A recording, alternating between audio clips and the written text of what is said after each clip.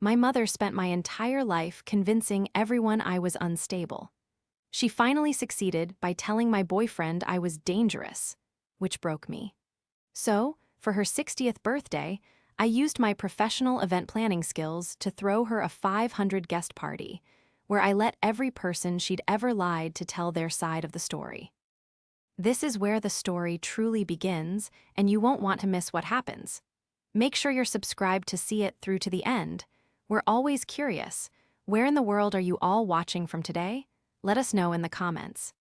The rain was lashing against the windows of my apartment, a frantic drumming that matched the panic in my chest.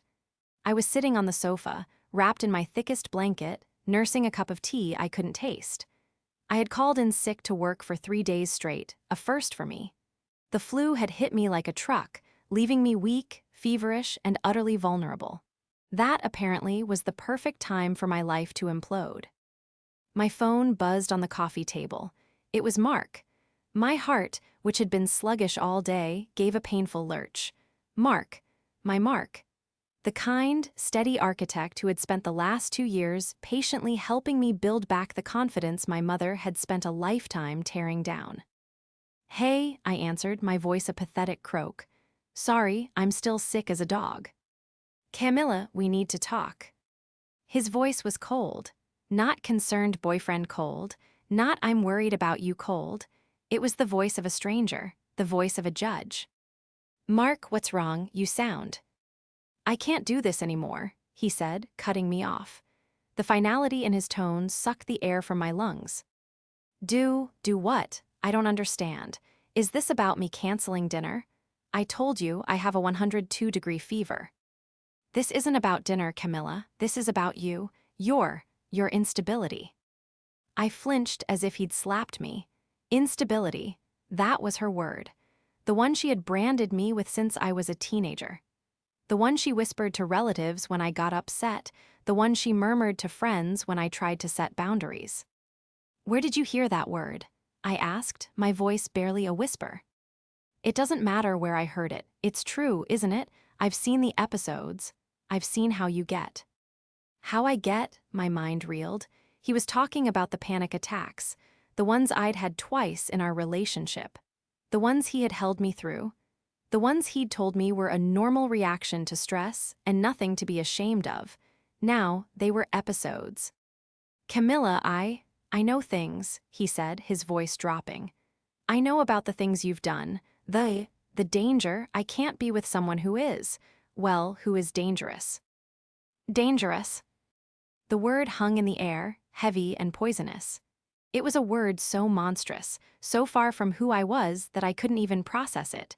I was a corporate event planner. I organized galas for 2,000 people. I managed million-dollar budgets and coordinated teams of 50. I was the most obsessively organized, responsible, stable person I knew. "Dangerous? Mark, who have you been talking to?" I already knew the answer. The question was just a formality. There was a long, terrible silence. I could hear him breathing on the other end. "I spoke to your mother," he finally admitted, and the shame in his voice was thick. "She called me. She was worried. She told me I needed to be careful, that you have a history." "A history of what?" I demanded, the fever and the shock making my voice shake. "A history of her lying about me, a history of her sabotaging every good thing in my life." "Stop it, Camilla, that's exactly what she said you'd do," he shouted. "She said you'd twist it, that you'd blame her, that it's part of the condition. She said you can't see the truth. She's worried you're a danger to yourself, and to others." He actually believed her. After 2 years of knowing me, of living with me, of loving me, one phone call from Genevieve was all it took. One conversation with my polished, charming, socialite mother, and I was no longer the woman he loved. I was a liability, a threat. "So that's it?" I asked, the fight draining out of me, replaced by a cold, familiar emptiness. "She wins just like that." "This isn't about winning or losing," he said, his voice softening into that awful, condescending pity I hated even more than the anger. "This is about me protecting myself. I'll drop your things off at your building's concierge tomorrow. Please don't call me. My mind is made up. The line clicked. I stared at the phone, my hand frozen in midair. The rain hammered the glass. The teacup was cold. I was alone. Again, she had done it again. She had taken the best thing in my life, the one person I thought was finally safe from her, and snuffed him out like a candle. I thought about my high school boyfriend, Leo, who she'd convinced I was too needy. I thought about my college boyfriend, who she'd told I was seeing other people. But this was new. This was an escalation, unstable, dangerous. These weren't just meddling lies, they were character assassination. They were words designed to isolate me completely. I leaned back against the cushions, the fever making the room spin.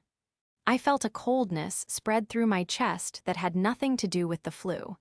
It was the ice-cold realization that this would never stop. As long as my mother was in my life, I would never be allowed to be happy. The betrayal was worse than the diagnosis itself. The 2 weeks after Mark's call were a blur of gray. The flu eventually receded, but it was replaced by a hollow-chested exhaustion that felt worse. I went back to work, my professionalism a mask I put on at 8 a.m. and took off at 6 p.m. My team, used to my high energy, tiptoed around me. "You still look pale, Camilla," my assistant said, her eyes full of concern. I just nodded and kept color-coding the spreadsheets for the spring charity gala. Work was the only place my instability was an asset. My obsession with detail, my need for control, my ability to anticipate every possible problem, they called it genius. My mother called it a condition. Mark, true to his word, had the concierge bring up a single, neatly taped box. It was shockingly small. 2 years of my life, reduced to a toothbrush, 2 t-shirts, a framed photo of us in Napa, and the spare key to his apartment. He hadn't even had the courage to bring it himself. He had been so thoroughly convinced of my danger that he couldn't even face me to return my belongings. My father, Arthur, called once. "Camilla, your mother said you and Mark had a bit of a tiff." A tiff, that's what she'd called it. She destroyed my relationship, Dad. She told him I was dangerous. I heard him sigh, the long-suffering, weary sound of a man who had chosen peace over truth decades ago. "Now, honey, you know your mother, she worries, she gets ideas in her head. She just wants what's best for you. She said Mark seemed unreliable." "She's the one who's unreliable," I snapped, my patience gone. "And you just let her, you've always let her." "Don't speak to me like that, young lady," he said, his voice hardening. The enabler shield was up. "I'm just calling to check on you. Genevieve is very upset. She thinks you're the one overreacting." "Of course she does," I said and hung up. The final, inevitable call came a few days later. My mother's name flashed on the screen, Genevieve. I stared at it, my thumb hovering over the decline button. But I knew she would just keep calling, or worse, show up. I had to answer. I had to hear the performance. I took a deep breath and picked up. "Hello, Mother." "Camilla, darling, you finally answered."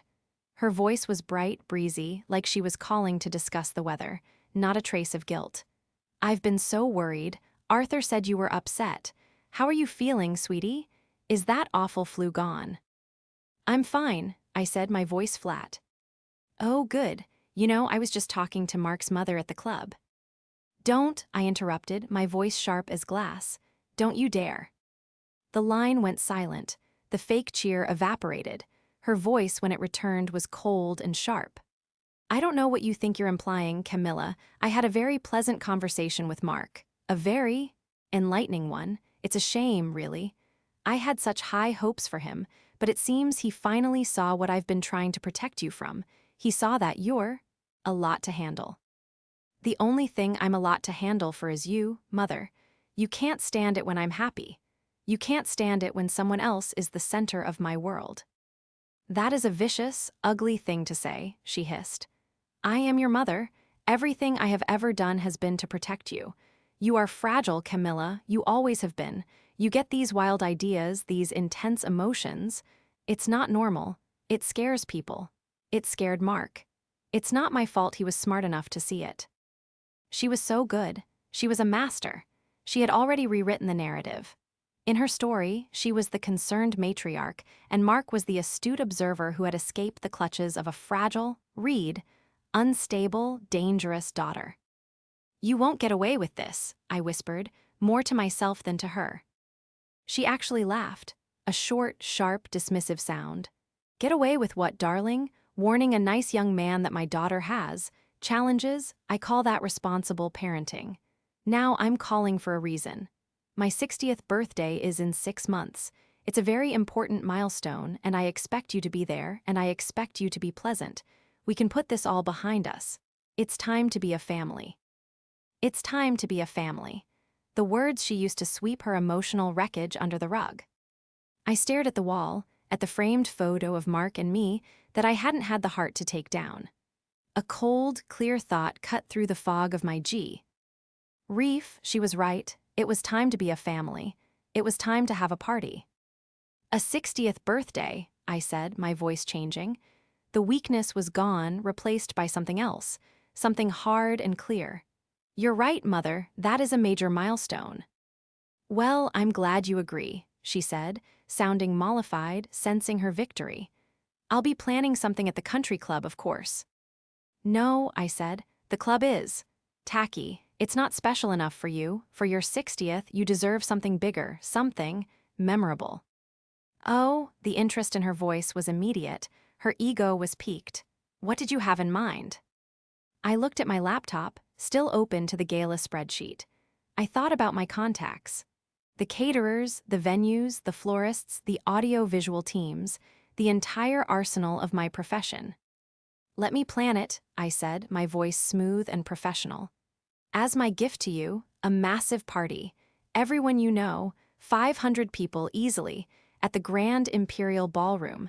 I'll handle everything. You won't have to lift a finger." There was a long pause. I could hear her mind working, calculating. The social triumph, the glory, the sheer, unadulterated vanity of it all. And best of all, her unstable daughter would be footing the bill and doing all the work, the ultimate proof of her control. "Camilla," she finally breathed, her voice thick with pleasure.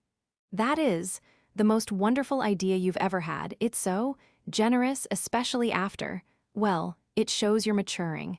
Yes, yes, I accept." "Good," I said. "I'll start making calls tomorrow. I'm going to make it a night you will never, ever forget." We hung up. I stood in my silent apartment, the gray light of the afternoon fading. She thought I was giving her a gift. She thought this was me, broken and crawling back, proving my stability through an act of service. But she had forgotten one crucial thing. She had forgotten who I was. I wasn't just her fragile daughter. I was one of the top event planners in the city. I didn't just throw parties. I created experiences.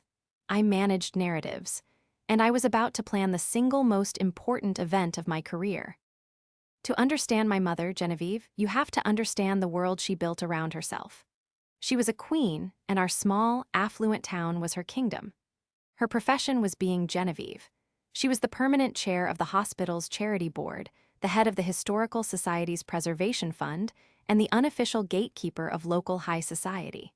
She was beautiful, with a sleek silver bob, impeccable style, and a smile that could charm a new wing for the art museum.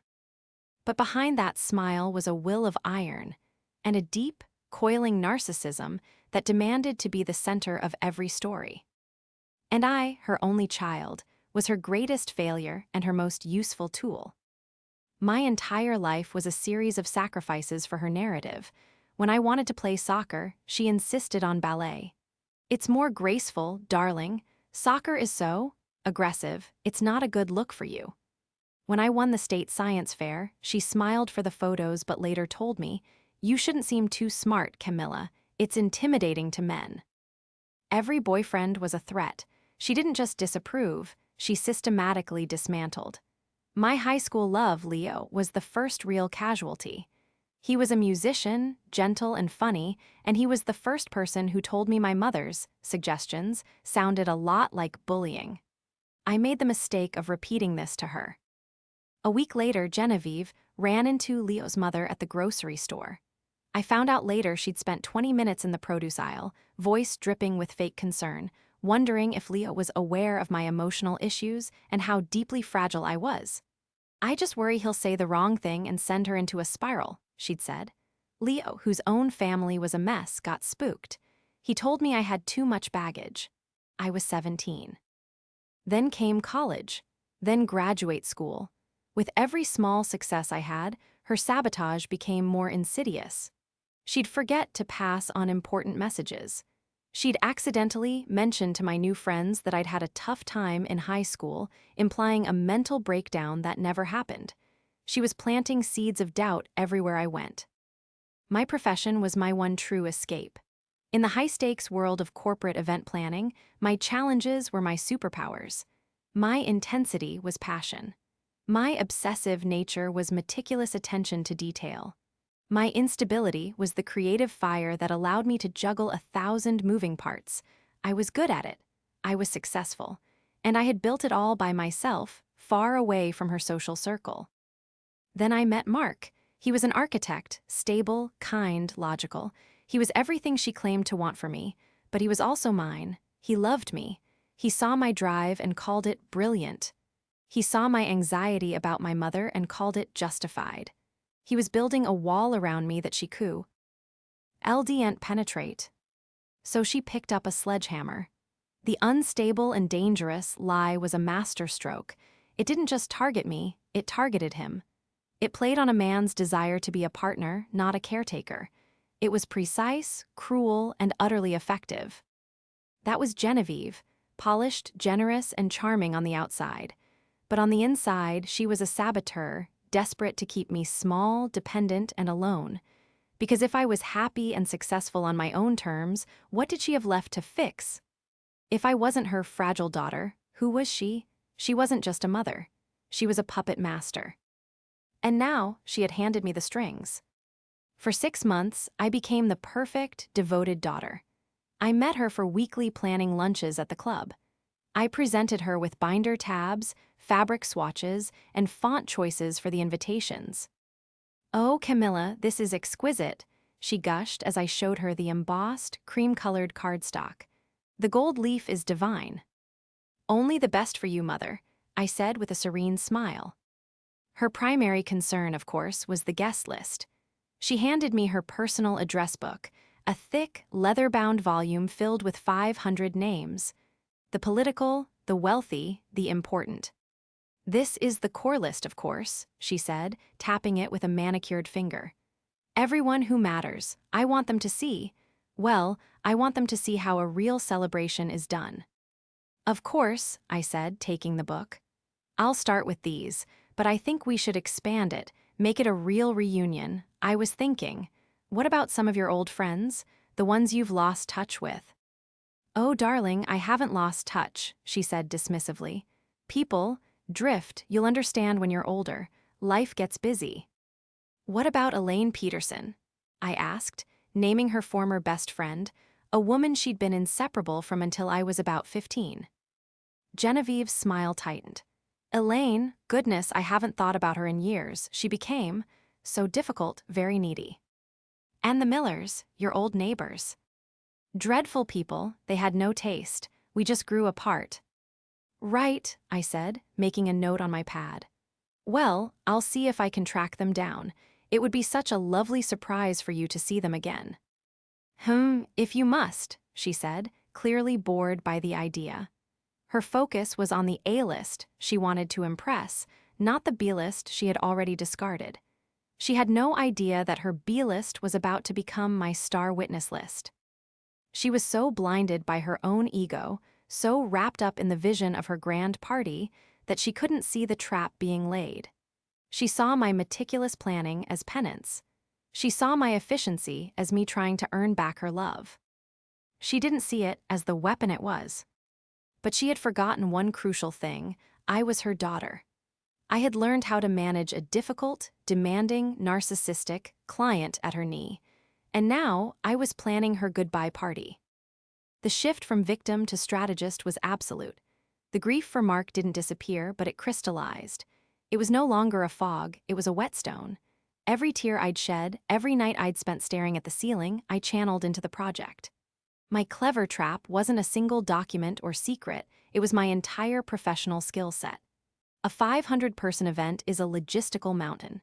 It requires a database, a timeline, a budget, and most importantly, a narrative.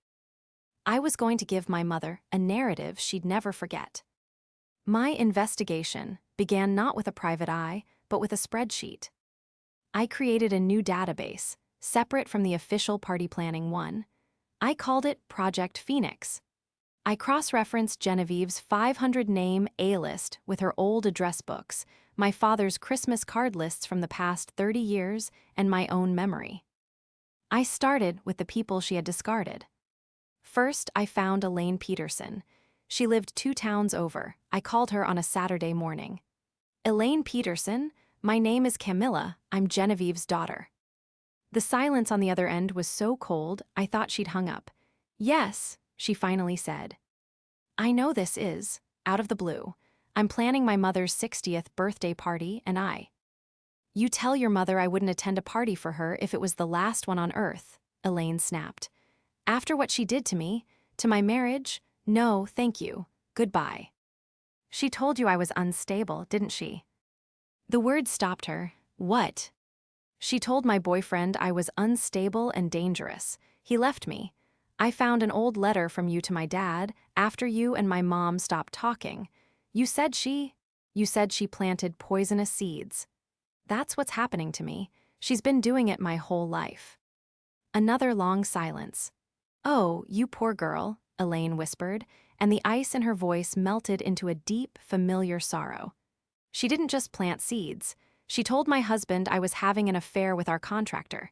She was jealous, I think, that I was redoing my kitchen and she wasn't. It almost ruined us. By the time Jim and I figured it out, she had already poisoned the entire friend group against me.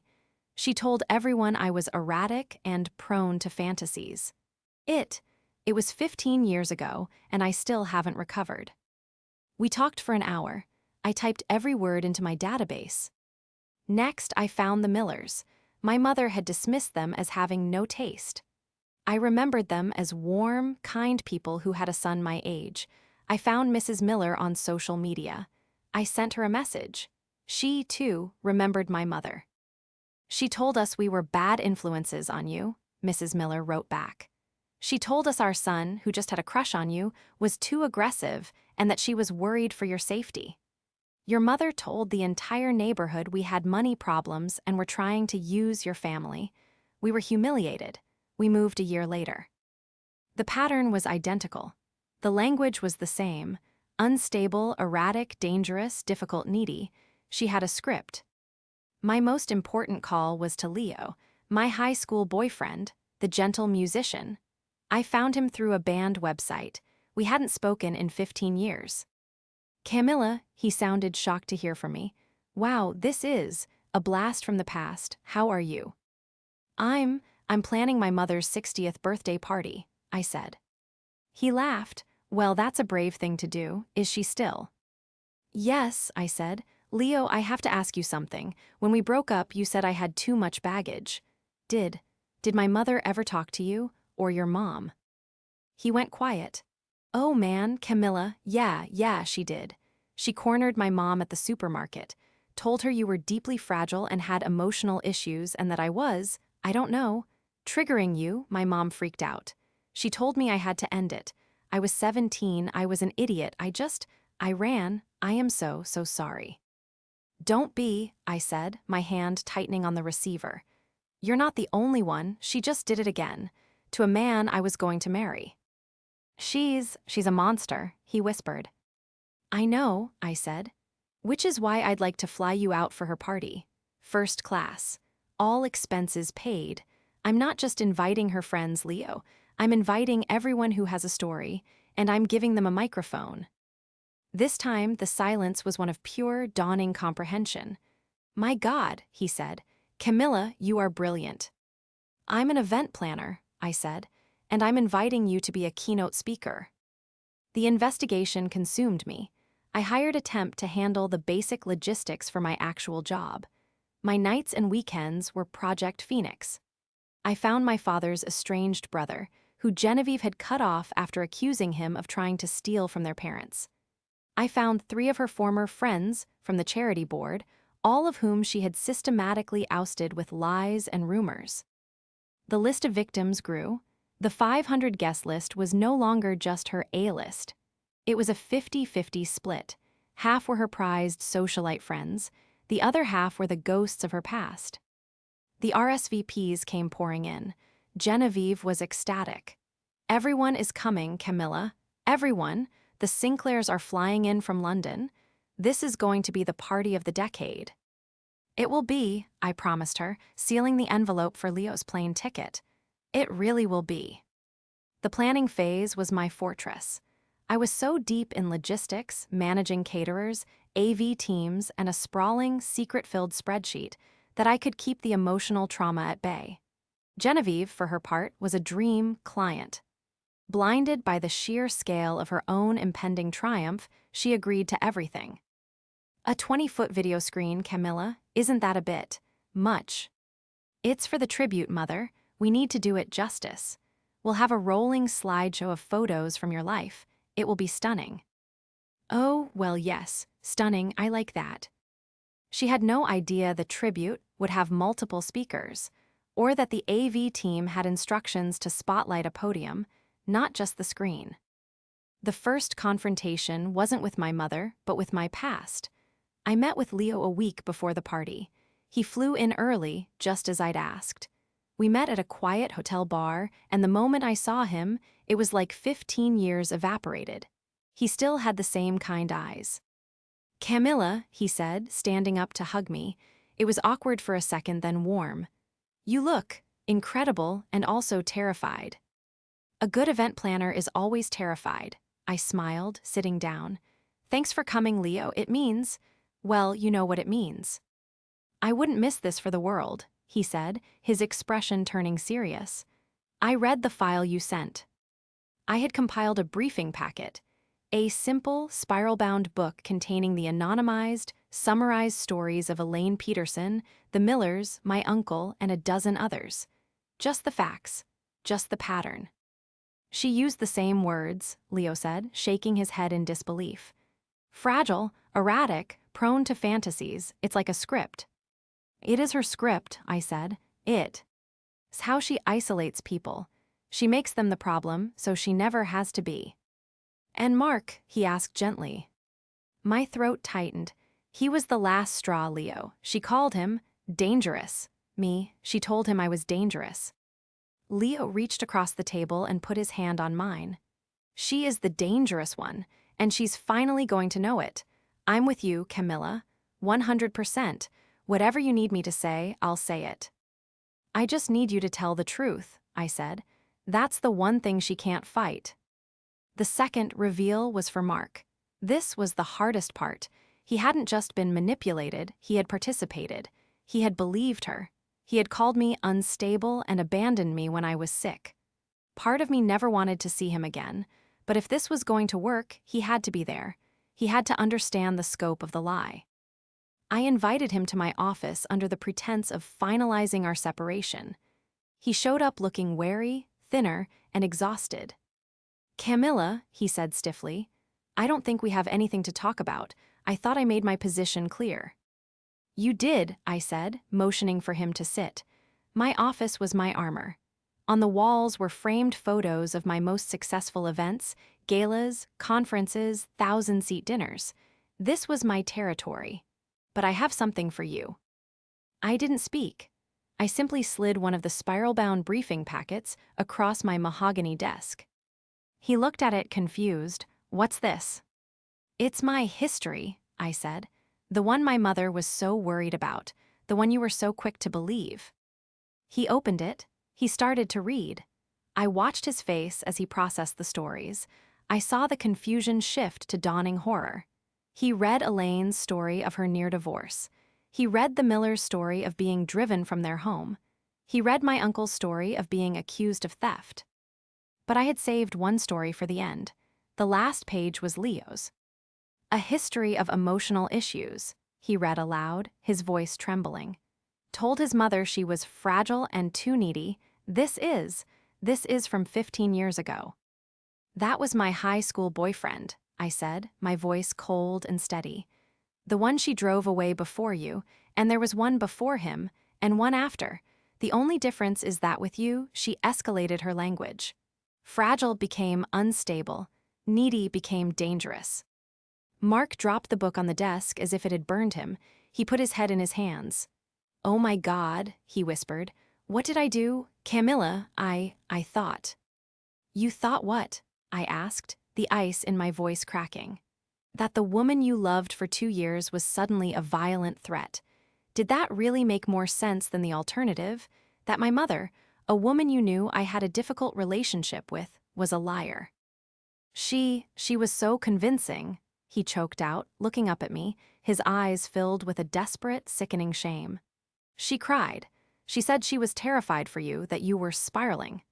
She said you needed professional help and that I was enabling you by pretending it wasn't happening. She made me feel like I was the bad guy if I stayed." "Welcome to the club," I said. "That's her specialty." "Camilla, I am so sorry. I don't need your apology, Mark," I said, standing up. "I need your testimony. My mother's 60th birthday is this Saturday. I've invited 500 people. Half of them are from her A-list. The other half are in that book. I'm inviting you too." He looked up confused. "An invitation, you want me, at her party?" "I want you to be there. I want you to see what you were a part of.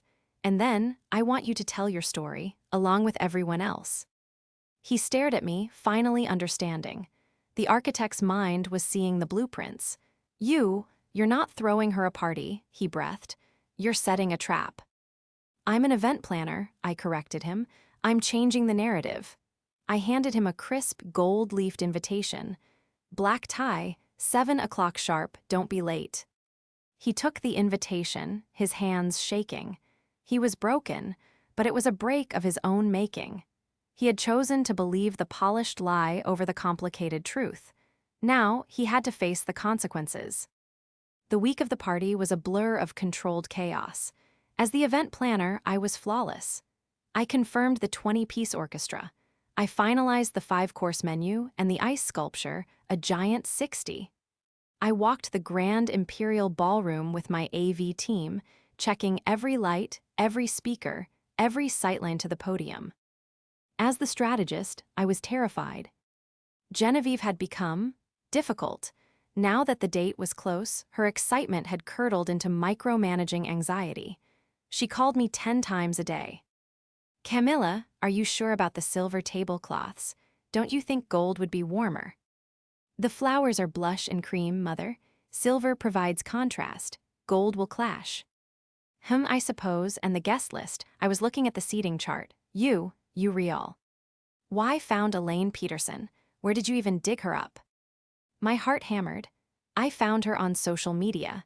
I told you, I thought it would be a lovely surprise, a reunion of old friends. "She is not my friend," Genevieve snapped. "She was always so, grasping, and you have her at a table near the front. Put her in the back, near the kitchens." "I can't, Mother. The charts are already printed. It would be a logistical nightmare to change it now." "Don't worry, you'll be too busy to even notice her." I suppose," she huffed, but the seed of suspicion was planted. She didn't know what was wrong, but she could feel something was off. Her control was slipping. The case was now complete. I had a running order for the toasts. I had prepared my speakers: Leo, Elaine, my uncle David, and Mark.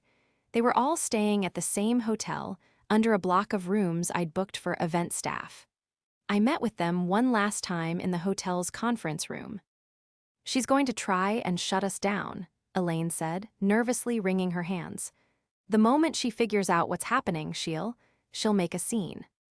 "Of course she will," I said, pacing in front of them. "That's the point. The A-list, the mayor, the Sinclairs, her entire charity board needs to see the real Genevieve, not the polished socialite, the cornered, desperate manipulator." "What about your father?" my uncle David asked quietly.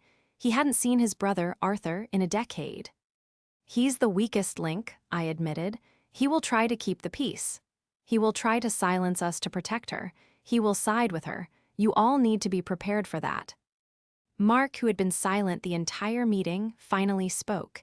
He won't be the only one. Her friends will defend her. They'll call us liars. They'll say they'll say we're unstable. That, I said, stopping my pacing, is where I come in. She spent a lifetime attacking us one by one in the dark. She isolates us and calls us liars. She can't do that when we are all in the same room, telling the same story. But she will try to discredit me.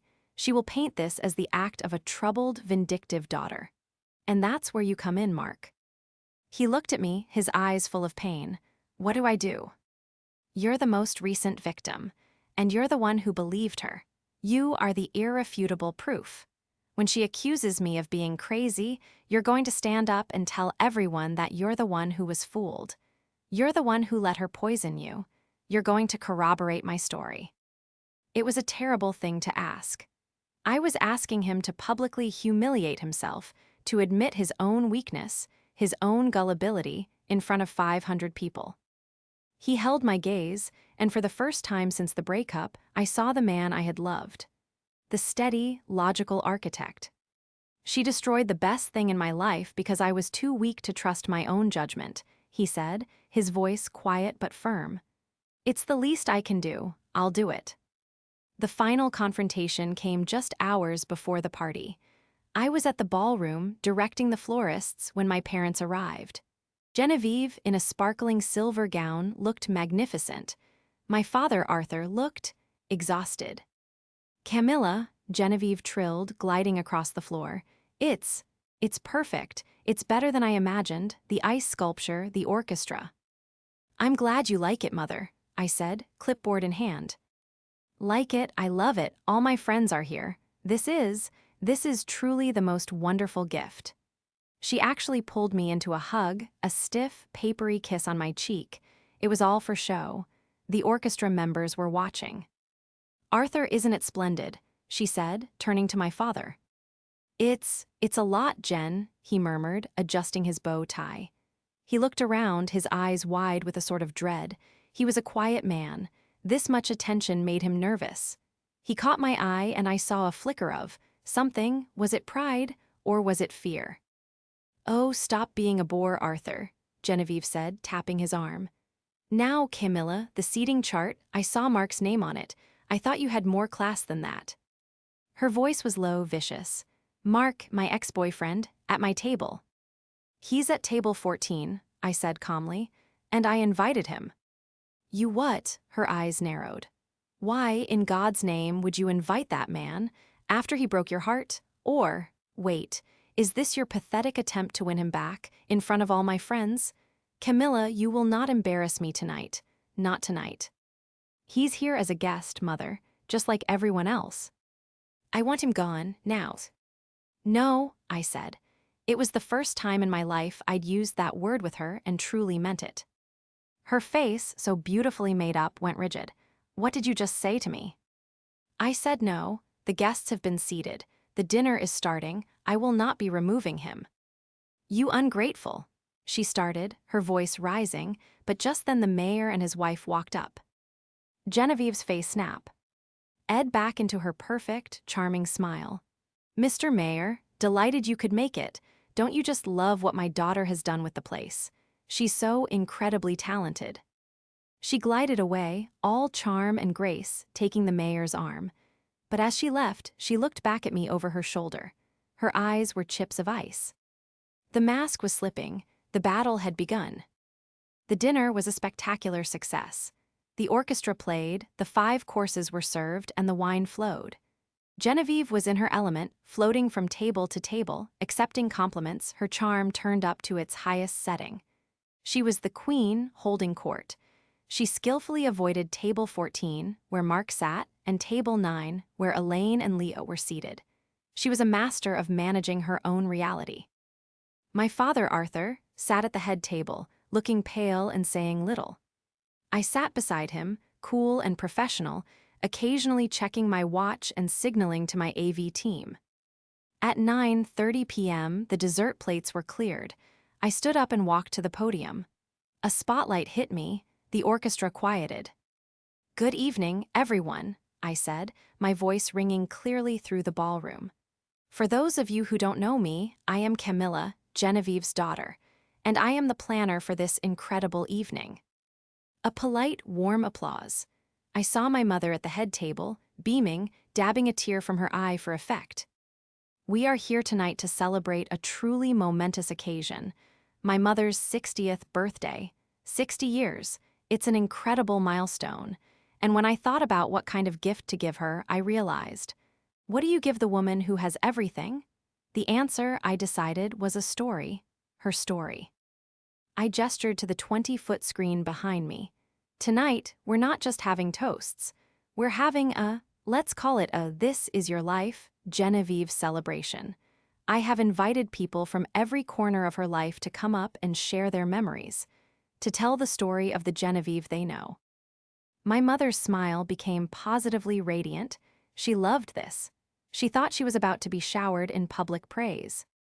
So, to start us off, I said, I'd like to invite up someone from my mother's and my past, someone I haven't seen in 15 years. Please welcome, Leo. The spotlight swung from me to table 9. Leo stood up and walked to the podium. I saw my mother's face. The smile faltered, her eyes narrowed. Leo, my high school boyfriend, what was he doing here? Leo took the podium. Good evening. As Camilla said, my name is Leo. I dated Camilla in high school, which means I also got to know her mother, Genevieve. Genevieve's face was tightening. My father looked confused. Genevieve, Leo continued, his voice steady, was always very involved. And one day she told my mother that her daughter Camilla was deeply fragile and had emotional issues. She said I was triggering her. She systematically convinced my family that I was dating someone who was unstable. I was 17. I got scared and I broke up with the first girl I ever loved. It's a regret I've lived with ever since. Happy birthday, Genevieve. Thank you for teaching me what true manipulation looks like. He set the mic down and walked back to his table. The ballroom was silent. You could have heard a pin drop. Genevieve's face was white. Thank you, Leo, I said, stepping back to the podium. Next, I'd like to invite up an old, dear friend of my mother's, someone she was inseparable from for years, Elaine Peterson. Elaine, looking terrified but resolute, walked to the stage. Genevieve, Elaine said, her voice shaking. We were best friends for a decade, and then I redid my kitchen. And you got jealous. You told my husband I was having an affair. You told our entire friend group I was erratic and prone to fantasies. You almost destroyed my marriage for a kitchen. It has taken me 15 years to be able to stand in the same room as you. I'm only here tonight so that you know. I see you. We all see you. That's a lie, Genevieve shrieked from her chair. The charm was gone. This was the real Genevieve. You're a liar. She was always a liar, Arthur, tell them. My father just stared at his plate, frozen. And now, I said, my voice cutting through the tension, a word from someone you all know. My uncle, my father's brother, David. My uncle, a kind-looking man who looked so much like my father, walked to the podium. Jen, he said, looking right at her. You told our parents I was stealing from them. You had me cut out of the will. You've kept me from my brother for 20 years, all because I wouldn't lend you money for your charity that you were a little too creative with. I'm not here for an apology. I'm here so my brother knows the truth. This is ridiculous. Genevieve slammed her hand on the table, standing up. The silver dress glittered. Her face was a mask of rage. Camilla, how dare you? You've done this. This is your fault, Yuan. Grateful sick child. Sick, I said, walking to the center of the stage. Unstable, dangerous. Is that the word you're looking for, Mother? Yes, she screamed. You're unstable. You're just like you've always been. You're crazy, and you're ruining my party. She's not crazy. The voice came from table 14. Mark stood up. The spotlight found him. She's not crazy, but I believed she was because you told me she was. He walked towards the stage. My name is Mark. I was the man Camilla was going to marry. And this woman, he said, pointing at Genevieve, called me. She cried. She told me Camilla was unstable and dangerous. She told me I had to leave her for my own safety. And I believed her. I abandoned the woman I loved because her mother is a pathological, narcissistic liar, and I will regret it for the rest of my life. It was over. The room was in chaos. Genevieve's A-list friends were staring, mouths open. The mayor looked horrified. The Sinclairs from London were whispering furiously. Genevieve looked around, trapped. She saw all the faces. The 250 people she'd wanted to impress, and the 250 people she had destroyed. She looked at my father. "Arthur," she screamed, "do something, tell them they're lying, tell them." My father, Arthur, the enabler, the quiet man, slowly stood up. He looked at his brother, David. He looked at me. And then he looked at his wife. "No, Jen," he whispered, but the microphone on the table picked it up. I can't there. They're not lying, I knew, I always knew." That was the final blow. Genevieve made a sound, a low, animalistic wail of pure rage and humiliation. She grabbed her purse, shoved past a waiter, and fled the ballroom. The queen had just been publicly dethroned. The ballroom was left in the stunned, ringing silence that follows an explosion. My father, looking like he had aged 20 years, simply walked out after her, not in support but in defeat. The party was over. Guests began to leave in a hurry, whispering, avoiding my eyes, but the B-list, my list, did not. Elaine Peterson came up and gave me a long, trembling hug. "You did it, you brave, brave girl," she whispered. My Uncle David put a hand on my shoulder.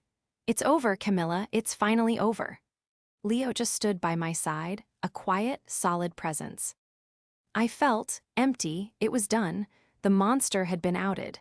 But the victory felt hollow, heavy. I had just detonated my entire family publicly. Mark approached me as my AV team was quietly packing up. "Camilla," he said, his voice raw. "You did what I asked, Mark," I said, not looking at him. "Thank you, you can go." I don't want to go," he said. Tonight I finally understood. The way she looked at you, the pure venom, I can't believe I fell for it." "She's very convincing," I said, my voice tired. "She's had 60 years of practice." "Camilla, please," he said, and I finally looked at him. His eyes were desperate. "What I did, it's unforgivable, I know that, I don't expect you to take me back, but I need to help you rebuild. Whatever you need, I still love you, I never stopped." I looked at this man, the man I had planned a future with, the man who had abandoned me when I was sick. I saw the truth in his eyes. He was sorry. He did love me, but I also saw the weakness that had allowed my mother to poison him in the first place. "I believe you, Mark," I said softly. "And I forgive you, I do, but I can never trust you again. Not in the way I used to, the part of me that loved you." My mother broke it. "And you let her." His face crumpled, but he nodded. He understood. It was the truth, and we both knew it. He gave me one last, devastated look and walked out of the ballroom and out of my life. The aftermath was swift. Genevieve's social standing didn't just fall, it evaporated. The story was too big, too public. The Queen of Charity had been exposed as a cruel manipulator.